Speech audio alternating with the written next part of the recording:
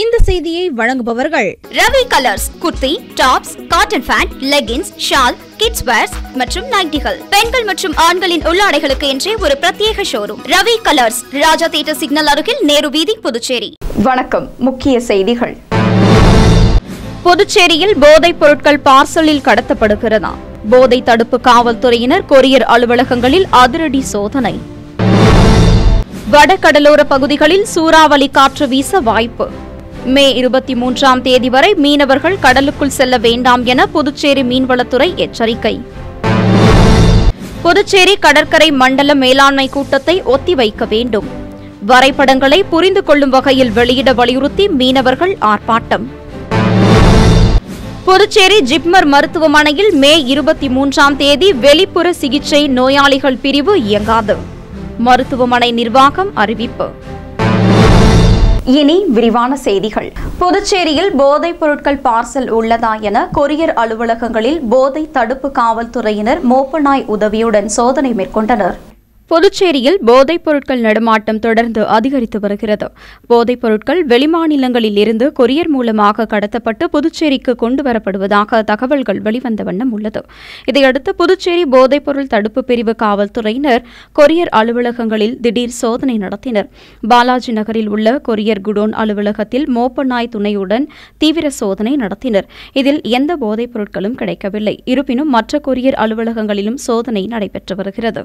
புதுச்சேரியில் சூறாவளி காற்று வீச வாய்ப்புள்ளதால் மே 23ஆம் தேதி வரை மீனவர்கள் கடலுக்குள் செல்ல வேண்டாம் என புதுச்சேரி மீன்வளத்துறை சார்பில் எச்சரிக்கப்பட்டுள்ளது. சென்னை வானிலை ஆய்வு மையத்தின் அறிக்கையின்படி வளிமண்டலத்தின் தென்மேற்கிலிருந்து காற்றின் வேகம் 20 நாட்டுகள் வேகம் அதிகரித்துள்ளது என்றும் தென்மேற்கு பருவமழை அந்தமான் மாலத்தீவு பகுதிகளில் நிலை கொண்டுள்ளது என்று தெரிவிக்கப்பட்டுள்ளது. இதனால் கடலோர பகுதிகளில் சூறாவளி காற்று வீசி வருகிறது. வருகிற 23ஆம் தேதி வரை தமிழக கடலோர பகுதிகளில் சூறாவளி காற்று மணிக்கு 40 முதல் 45 கிலோமீட்டர் வேகத்திலும் அதற்கு இடையில் 55 கிலோமீட்டர் வேகத்திலும் வீசக்கூடும் என்று எச்சரிக்கப்பட்டுள்ளது.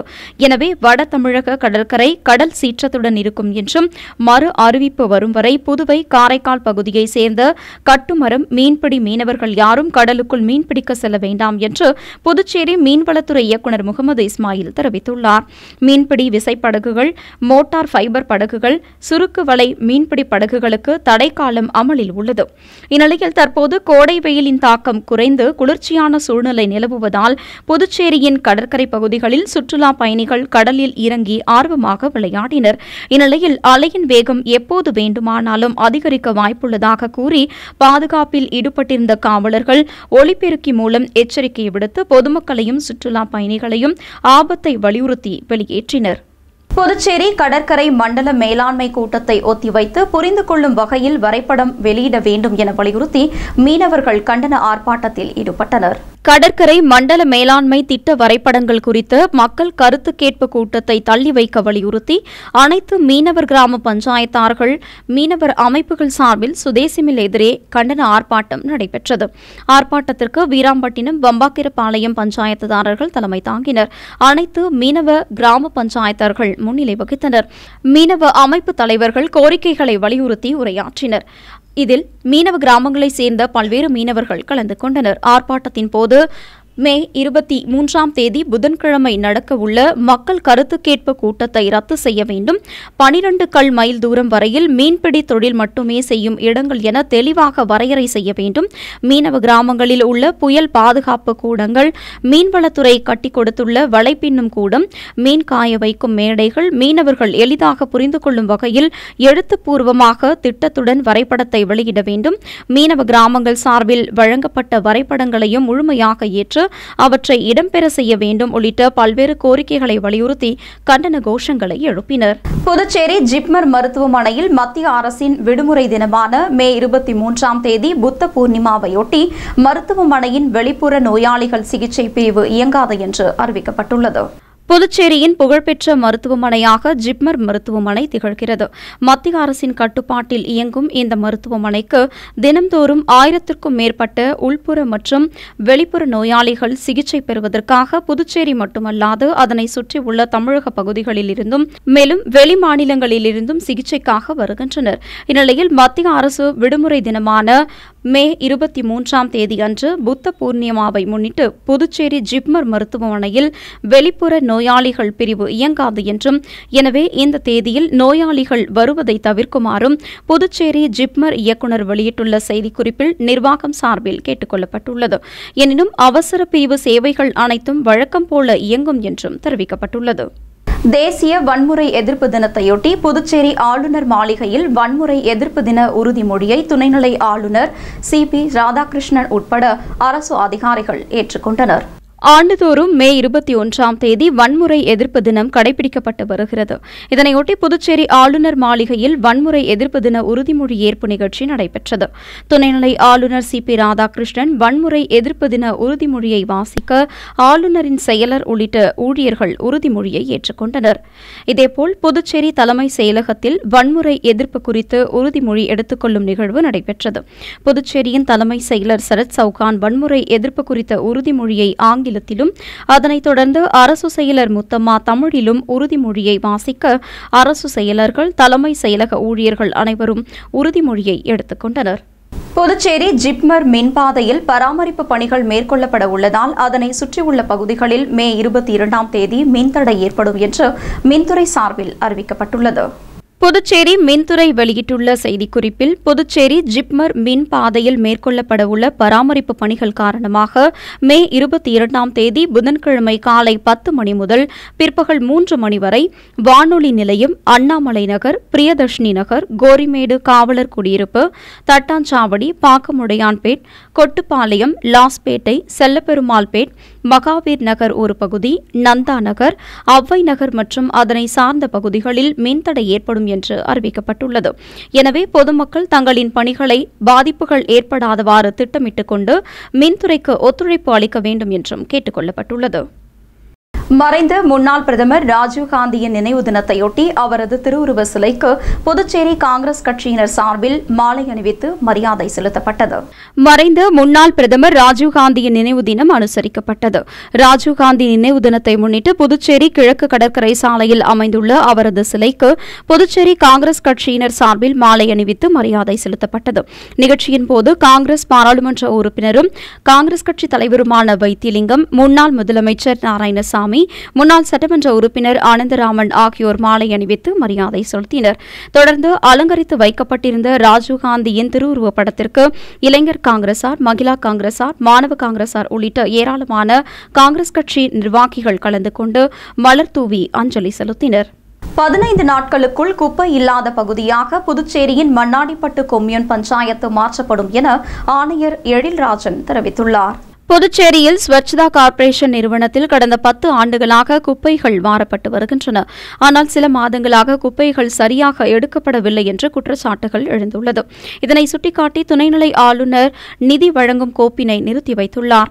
புதுச்சேரியில் குப்பைகளை இல்லாத நிலை உருவாக்கினால் மட்டுமே அந்த கோப்புகளுக்கு அனுமதி கொடுப்பேன் என்று ஆளுநர் தெரிவித்துள்ளார்.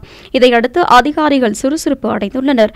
நகராட்சி மற்றும் கொம்யூன் அதிகாரிகள் ஆலோசனை கூட்டம் நடத்தி உடனடியாக குப்பை அகற்றும் நடவடிக்கை எடுக்கப்பட்டுள்ளது. மண்ணாடிப்பட்டு கொம்யூன் பஞ்சாயத்து அலுவலகத்தில் ஆணையர் எழில்ராஜன் தலைமையில் அவசர ஆலோசனை கூட்டம் நடைபெற்றது. மண்ணாடிப்பட்டு கொம்யூன் பஞ்சாயத்தில் 48 கிராமங்களும் 18 கிராம பஞ்சாயத்துகளும் உள்ளன. இங்கு குப்பைகள் சரியாக வாரவில்லை என்றால் பொதுமக்களிடம் புகார் பெறப்பட்டு உடனடியாக நடவடிக்கை எடுக்கப்படும் என்றும், இன்னும் 15 நாட்களுக்குள் 95% குப்பைகள் அகற்றப்படும் என்றும் ஆணையர் தெரிவித்துள்ளார். புதுச்சேரி தவளக்குப்பம் அரசு ஆரம்ப சுகாதார நிலையத்தில் நடைபெற்ற காசநோய் தடுப்பூசி போடும் நிகழ்ச்சியில் ஏராளமான பொதுமக்கள் கலந்து கொண்டு பயன்பெற்றனர். புதுச்சேரி அரசு நலவழித்துறை தேசிய காசநோய் ஒழிப்பு திட்டம் தவளக்குப்பம் ஆரம்ப சுகாதார நிலையத்தின் சார்பாக காசநோய் தடுப்பூசி போடும் நிகழ்வு நடைபெற்றது. நிகழ்ச்சிக்கு காசநோய் தடுப்பு பிரிவு கிராமப்புற செவிலியர் நிஷாந்தினி வரவேற்றார். செவிலியர் அதிகாரி ஜெமுனா, கிராமப்புற செவிலியர் கலாவதி, சுகாதார உதவி ஆய்வாளர் ஜவஹர் ஆகியோர் முன்னிலை வகித்தனர். நிலையத்தின் மருத்துவ அதிகாரி அஸ்மா, மீனு ஆகியோர் தலைமை தாங்கி தடுப்பூசி போடும் நிகழ்வை துவக்கி வைத்து சிறப்புரையாற்றினர். அப்போது இந்திய அரசாங்கம் அரசாங்கம் 2025ற்குள் காசநோயினை ஒழிக்கும் குறிப்பிட்ட கால அளவுகோலை மேற்கொண்டுள்ளது. காசநோய் பாதிப்புக்கு உள்ளாகக்கூடிய பெரியவர்களுக்கு பிசிஜி தடுப்பூசியினை வழங்குவதன் மூலம் சமூகத்தில் புதிய காசநோய் தொற்றினை குறைக்கக்கூடும். இந்தியாவில் 1978 முதல் பிசிஜி தடுப்பு ஊசி குழந்தைகளுக்கு தொன்று தொட்டு வழங்கப்பட்டு வருகிறது. மேலும் இது கொடிய வடிவிலான டிபி நோயினை தடுப்பதிலும் நோயினால் ஏற்படும் குழந்தைகள் இறப்பினை தடுப்பதிலும் பாதுகாப்பானதாகவும் மற்றும் பயனுள்ளதாகவும் இருந்து வருகிறது. குறிப்பிட்ட காலத்திற்கு பின் டிபி நோய்க்கு எதிர்ப்பு சக்தி குறைந்து வருகிறது. இதனால் பெரியவர்களை காசநோயிலிருந்து பாதுகாக்கவும் நோய் எதிர்ப்பு சக்தியை அதிகப்படுத்தவும் இந்திய அரசாங்கம் இந்த ஆய்வினை அமல்படுத்தியுள்ளது என்பது உள்ளிட்ட பல்வேறு தகவல்களை விரிவாக கூறினர். இந்த தடுப்பூசியினை 60 வயதிற்கு மேல் உள்ள பெரியவர்களுக்கும் கடந்த 5 வருடங்கள் காசநோய் சிகிச்சை எடுத்தவர்கள், தீவிர காசநோய் உள்ளவர்கள், வீட்டில் வசிப்பவர்கள், உடல் மெலிந்து உள்ளவர்கள், தற்பொழுது அல்லது இதற்கு முன் புகைப்பழக்கம் உள்ளவர்கள், சர்க்கரை நோயினால் பாதிக்கப்பட்டவர்கள் ஆகியோர் 18 வயது நிரம்பியிருந்தால் இந்த தடுப்பூசியினை போட்டுக் கொள்ளலாம் என்றும், ஆரம்ப சுகாதார நிலையத்தில் இந்த தடுப்பூசி போடும் பணி துவங்குகிறது என்றும், இந்த வாய்ப்பினை பொதுமக்கள் பயன்படுத்தி தடுப்பூசியினை போட்டுக்கொண்டு காசநோயை நம்மால் முடிவுக்கு கொண்டுவர முடியும் என்று உறுதியேற்போம் என்று விளக்க உரையாற்றினர். அடுத்து வருவது புதுவையில் இன்றைய பெட்ரோல் மற்றும் டீசல் விலை விவரம். சர்வதேச சந்தையில் கச்சா எண்ணெயின் விலை நிர்ணயத்திற்கு ஏற்ப நாள்தோறும் பெட்ரோல் மற்றும் டீசல் விலை மாற்றி அமைக்கப்பட்டு விற்பனையாகி வருகின்றது. அதன்படி புதுச்சேரியில் 1 லிட்டர் பெட்ரோல் 94 ரூபாய் 23 காசுகளுக்கும், டீசல் 1 லிட்டர் 84 ரூபாய் 43 காசுகளுக்கும் விற்பனை செய்யப்பட்டு வருகிறது. இனி புதுவையில் இன்றைய தங்கம் மற்றும் வெள்ளி விலை நிலவரம். இன்றைய தங்கம் வெள்ளி விலை விவரம். புதுவையில் இன்றைய தங்கம் வெள்ளி விலை விவரம் வழங்குபவர்கள் முத்து கோல்ட் ஹவுஸ், பாண்டிச்சேரி. தங்கம் 1 கிராம் 6830 ரூபாய். இன்றைய தங்கம் வெள்ளி விலை விவரம். வெள்ளி 10 கிராம் 960 ரூபாய். இத்துடன் ஏஎம்என் செய்திகள் நிறைவடைந்தன. வணக்கம். புதுச்சேரி உங்கள் ஏஎம்என் டிவி செய்திகளை யூடியூபில் உடனுக்குடன் காண ஏஎம்என் டிவி பாண்டிச்சேரி சேனலை சப்ஸ்கிரைப் செய்யுங்கள். பெல் பட்டனை மறக்காமல் கிளிக் செய்யுங்கள்.